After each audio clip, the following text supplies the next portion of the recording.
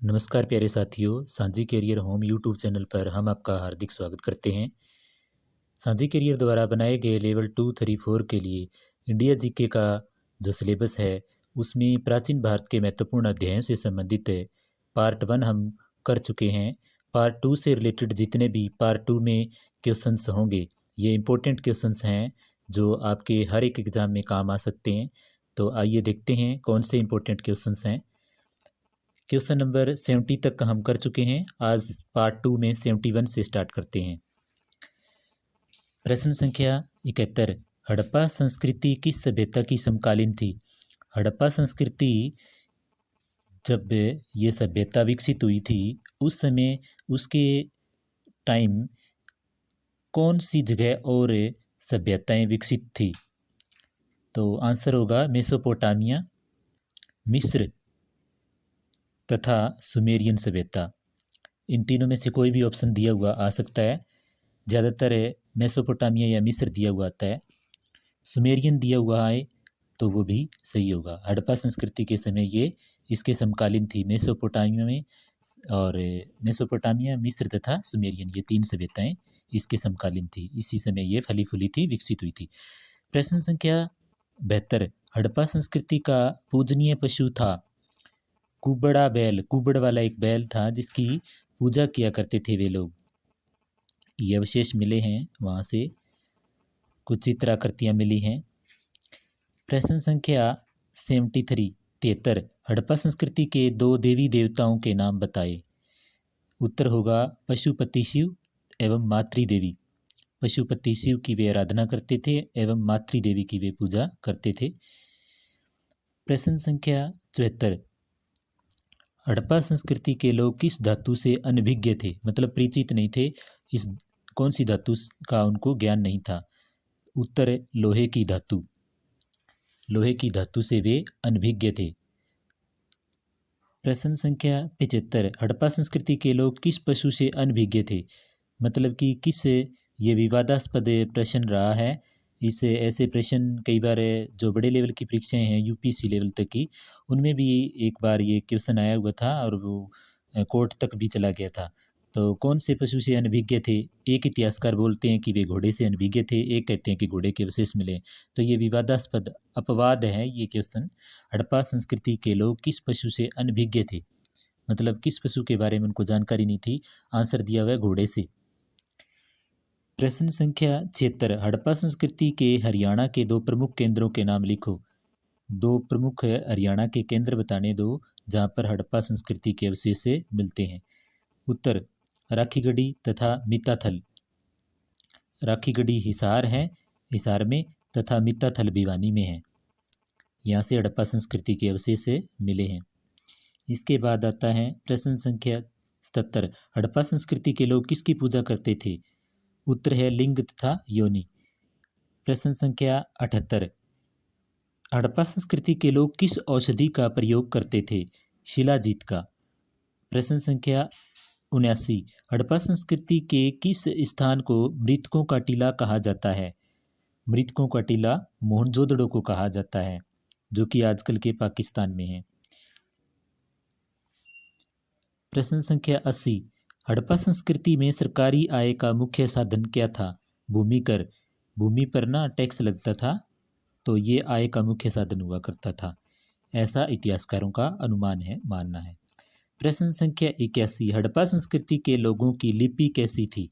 किस लिपि में? जैसे आजकल की हिंदी जो भाषा है हमारी, और उसकी देवनागरी लिपि है, पंजाबी की गुरुमुखी लिपि है और अंग्रेजी की रोमन लिपि है। तो इसी तरीके से हड़प्पा संस्कृति के जो लोग थे वो किस लिपि में लिखा करते थे?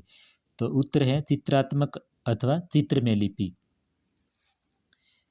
प्रश्न संख्या 82, हड़प्पा निवासी किन किन वृक्षों की पूजा करते थे? उत्तर है पीपल तथा नीम। प्रश्न संख्या 83, हड़प्पा संस्कृति में शासन का स्वरूप कैसा था? राजतंत्रात्मक। प्रश्न संख्या 84, ऋग्वैदिक सभ्यता के लोगों के प्रमुख देवी देवता थे? उत्तर आएगा वरुण, इंद्र, सूर्य, उषा इत्यादि। वरुण, इंद्र, सूर्य, उषा इत्यादि, इन ऐसे देवी देवताओं की वैदिक सभ्यता के लोग पूजा किया करते थे। प्रश्न संख्या 85, सांख्य दर्शन की रचना किसने की? कपिल ने की थी। सांख्य दर्शन की रचना कपिल ने की थी। प्रश्न संख्या 86, आर्यों का मुख्य व्यवसाय क्या था? उत्तर है कृषि तथा पशुपालन। प्रश्न संख्या 87, न्याय दर्शन की रचना किसने की थी? उत्तर आएगा गौतम ने। ये प्रश्न आप अच्छे से तैयार कर लें, इनसे रिलेटेड ही प्रश्न एग्जाम में पूछे जाएंगे। अच्छे से इनका प्रिपरेशन कर लें, तैयारी कर लें। प्रश्न संख्या 87, न्याय दर्शन की रचना किसने की थी? गौतम ने। न्याय दर्शन की रचना किसने की थी? गौतम ने की थी। इसके बाद है सांख्य दर्शन। यदि पूछ लिया जाए तो क्या लिखेंगे, क्या बताएंगे? कपिल ने की थी सांख्य दर्शन की रचना। प्रश्न संख्या 88, मोहनजोदड़ो का पूरा स्थल कहाँ स्थित है? मोहनजोदड़ो का पूरा स्थल आजकल वर्तमान वर्तमान। प्रश्न संख्या 89, उत्तर वैदिक समाज कौन से 4 वर्गों में बंटा हुआ था? बताया गया था ना कि हड़प्पा सभ्यता के बाद वैदिक युग, वैदिक सभ्यता की शुरुआत हुई थी। तो उसमें सबसे प्राचीन वेद था ऋग्वेद। 4 वेद लिखे गए थे।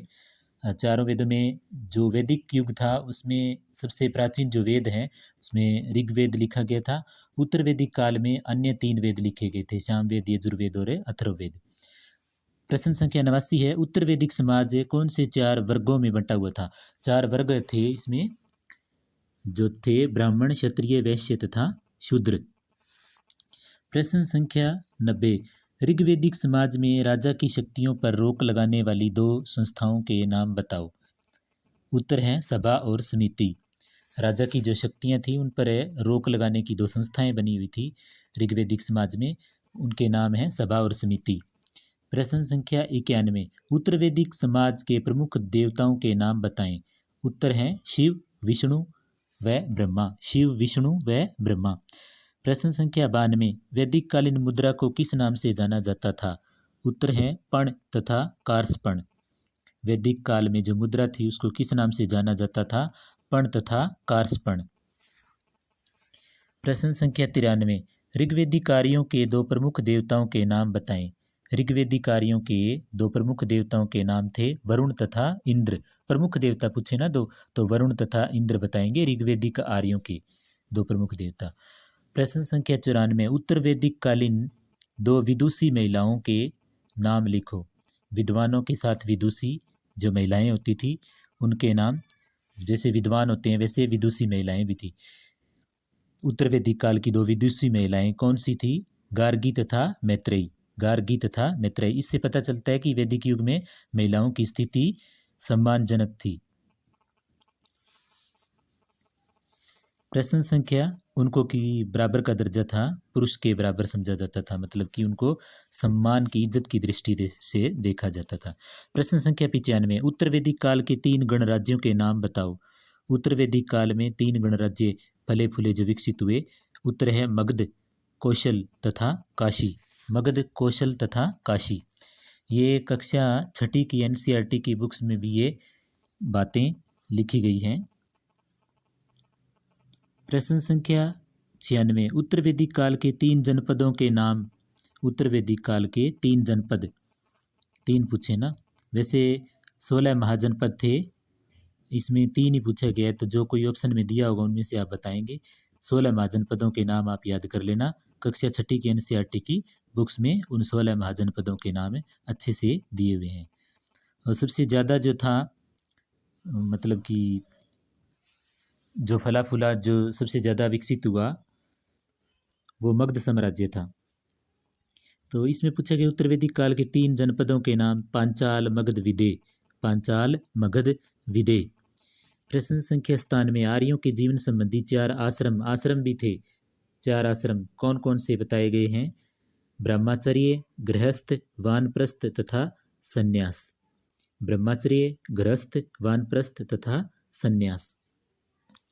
इसके बाद प्रश्न संख्या 98, सूत्रों के नाम बताओ। स्रोत सूत्र, धर्म सूत्र तथा स्मृति सूत्र। स्रोत सूत्र, धर्म सूत्र तथा स्मृति सूत्र। प्रश्न संख्या 99, आर्यों के 2 प्रिय पेय पदार्थ कौन से थे? पीने के जो पदार्थ थे, सुरा तथा सोमरस। सुरा और सोमरस। प्रश्न संख्या 100 महाभारत के किन दो ब्राह्मणों का उल्लेख योद्धाओं के रूप में मिलता है? उत्तर है द्रोणाचार्य तथा अश्वत्थामा। द्रोणाचार्य तथा अश्वत्थामा। प्रश्न संख्या 101 विश्व की पहली कानूनी पुस्तक कौन सी है? उत्तर है मनुस्मृति। मनुस्मृति। प्रश्न संख्या 102 आर्य परिवार के मुखिया को क्या कहते थे? उत्तर है गृहपति। गृहपति। प्रश्न संख्या 103 महाकाव्य काल में कौन सी स्त्री सती हुई? महाकाव्य काल में कौन सी स्त्री सती हुई? माद्री। उत्तर है माद्री। 104 प्रश्न संख्या 104 हिंदू विवाह के दो उद्देश्य बताओ। धर्म का पालन करना तथा संतान उत्पन्न करना। प्रश्न संख्या 105 प्राचीन काल में प्रचलित दो विवाहों के नाम बताओ। प्राचीन काल में प्रचलित दो विवाहों के नाम ब्रह्म विवाह तथा गंधर्व विवाह। ब्रह्मा विवाह तथा गांधर्व विवाह। प्रश्न संख्या 106 वत्स जनपद जो 16वां जनपद में एक जनपद था वत्स जनपद उसकी राजधानी पूछा है। वत्स जनपद की राजधानी कौन सी थी? कौशाम्बी। 16वां जनपदों के साथ कक्षा 6 की एनसीईआरटी की बुक में 16वां जनपदों के नाम तथा उनकी राजधानियों के नाम भी दिए हुए हैं, वो भी आप अच्छे से पढ़ ले। तो इम्पोर्टेंट क्वेश्चन हैं ये। प्रश्न संख्या 106 वत्स जनपद की राजधानी कौन सी थी? उत्तर है कौशाम्बी। कौशाम्बी वत्स जनपद की राजधानी थी Kaushambi. Kaushambi. Thanks all of you. इसके बाद इसका नेक्स्ट पार्ट है अगली वीडियो में आपको देखने को मिलेगा। इस वीडियो को ज़्यादा से ज़्यादा लाइक करें, शेयर करें, सब्सक्राइब करें ताकि अधिक से अधिक बच्चों को इसका लाभ मिल सके। और जो बच्चे रहते हैं अभी फॉर्म भरने से वो ऑफलाइन मोड पर इसके साझी कैरियर के जहाँ जहाँ रिसीवर्स हैं उनसे फॉर्म लेकर आप फॉर्म भर सकते हैं। और जो इम्पोर्टेंट क्वेश्चन से आपको करवाए जा रहे हैं उनको आप टाइम टू टाइम आप कवर अप कर लें ताकि आप अच्छे से अच्छा रैंक इसमें इस परीक्षा में हासिल कर सकें और अपना इनाम अपनी प्रोत्साहन पुरस्कार राशि भी आप प्राप्त कर सकें। Thanks all of you. साझी कैरियर होम।